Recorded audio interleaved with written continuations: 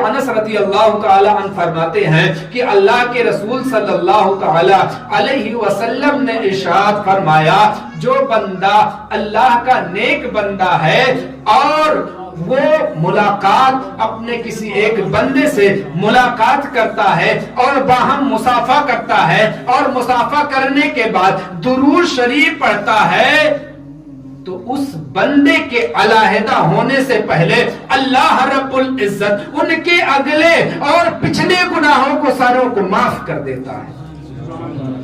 تو جب اللہ رب العزت ایک مومن مسلمان سے ملنے پر، ایک بھائی سے ملنے پر، ایک ایمان والے مسلمان سے ملنے پر اور اسے باہم مصافحہ کرنے پر اور درود پڑھتے ہوئے، اللہ رب العزت اس کے اگلے اور گناہوں کو، بلکہ وہ دونوں جدا نہیں ہوتے ہیں کہ اس سے پہلے اللہ رب العزت نے سارے گناہ اس کے اگلے کے ہوں یا پچھلے، سارے گناہوں کو اللہ تعالیٰ معاف فرما دیتا ہے۔ اب یہ بتاؤ کہ ہم پل پل گناہ کرتے ہیں، ایک بھی قدم بڑھتے ہیں تو گناہ کرتے ہیں، ہم گناہوں کا ایک مجسمہ بن چکے ہیں، ہم گناہ کی گٹھریاں لے کر اپنے سروں پہ رکھے ہوئے ہیں، لیکن ایمان والوں کے احساس ہوتا ہے، کافروں کو احساس نہیں ہوتا ہے۔ تو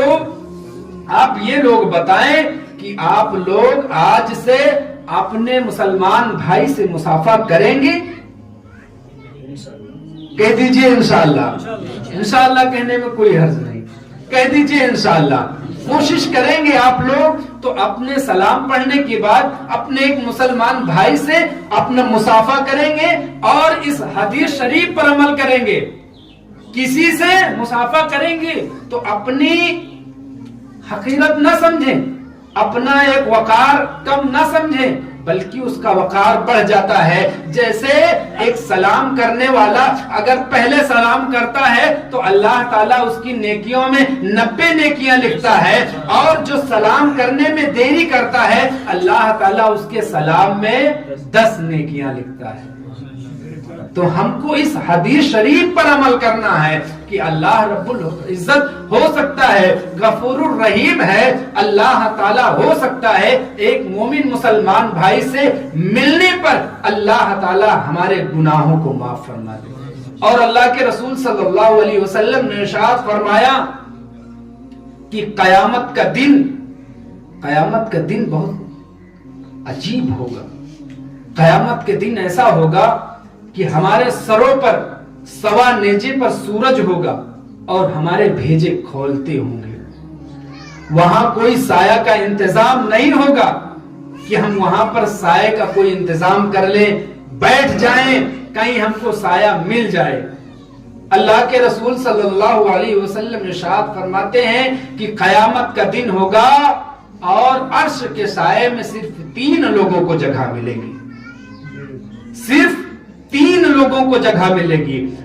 عرض کیا یا رسول اللہ صلی اللہ تعالی علیہ وسلم، میرے ماں باپ آپ پر قربان، یا رسول اللہ صلی اللہ تعالی علیہ وسلم آپ یہ بتائیے کہ وہ 3 لوگ کون ہیں؟ تو اللہ کے رسول صلی اللہ تعالی علیہ وسلم ارشاد فرماتے ہیں کہ سب سے پہلا وہ شخص ہے جو میرے امتی کی پریشانی کو دور کر دے۔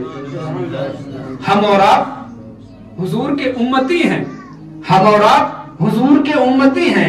ہم اگر آپ کی مصیبت آئی ہوئی مصیبت کو دور کر دیں، یا آپ ہماری آئی ہوئی مصیبت کو دور کر دیں، تو ہم حضور کے امتی ہیں۔ تو ہماری امتیوں کی اگر ایک دوسرے کی پریشانیوں کو دور کرتا ہے تو کل قیامت کے دن اسے عرش کا سایہ ملے گا، جہاں پہ کوئی سایہ کا انتظام نہیں ہے، جہاں کوئی سایہ کا انتظام نہیں ہے۔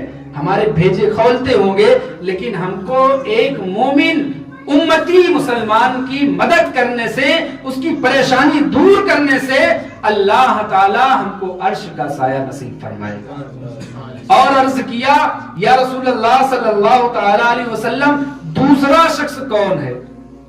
تو اللہ کے رسول صلی اللہ تعالی علیہ وسلم نے ارشاد فرمایا دوسرا شخص وہ ہے جو میری سنتوں کو زندہ کر دیجئے، سبحان اللہ، جو میری سنتوں کو زندہ کرے.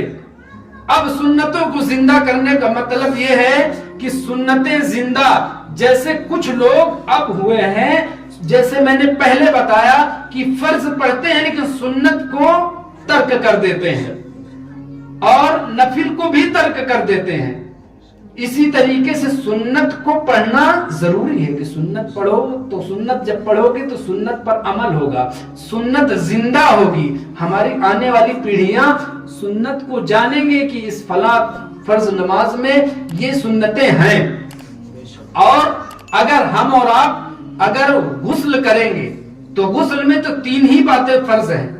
اگر تینوں باتیں ہم کر لیتے ہیں تو ہمارا غسل ہو جائے گا. لیکن اگر ہم اسی کو سنت طریقے سے کریں تو ہماری سنت زندہ ہو جائے گی. اور جب ہم سنت طریقے سے کریں گے تو اس کے بیچ میں فرض بھی ادا ہو جائے گا اور سنت بھی ادا ہو جائے گی. تو ہمیں اور آپ کو چاہیے کہ سنت کے طریقے سے کریں، یعنی کوئی سنت ایسی نہ ہو کہ جو ختم ہو جائے، وہ سنت زندہ رہے. اگر سنت زندہ رہے گی تو اللہ رب العزت قیامت کے دن اس سنت زندہ کرنے والے شخص کو عرش کا سایہ نصیب فرمائے گا. اور تیسرا شخص یا رسول اللہ، تیسرا شخص کون سا ہے؟ تو اللہ کے رسول صلی اللہ تعالی علیہ وسلم نے ارشاد فرمایا کہ تیسرا شخص وہ ہے جو مجھ پر کثرت سے درود پڑھے. اللہ تعالی کے رسول صلی اللہ علیہ وسلم پر، اللہ کے محبوب پر جو کثرت سے درود پاک پڑھتا رہے گا، جو کثرت سے درود پڑھے گا، جو کثرت سے درود پڑھے گا اور سلام پڑھے گا، اپنے نبی پر درود و سلام کی دالیاں نچھاور کرے گا، تو اللہ رب العزت اس کو قیامت کے دن عرش کا سایہ نصیب فرمائے گا. ہمیں اور آپ کو چاہیے کہ درودوں کا ورد کریں، ضرور کریں. جب بھی وقت ملے درود کا ورد ضرور کریں. اللہ رب العزت کی بارگاہ میں دعا ہے کہ ہم سے بولنے میں جو خطائیں لغزشیں ہو گئی ہیں، اللہ رب العزت اپنے فضل و کرم سے ہمیں معاف فرمائے. استغفر اللہ ربی من کل ذنب واتوب الیہ. اور اللہ تعالیٰ کی بارگاہ میں دعا ہے کہ ان ساری باتوں پر ہمیں عمل کرنے کی توفیق و رفیق عطا فرمائے. وما علینا الا البلاغ. السلام علیکم. سنت پڑھیں.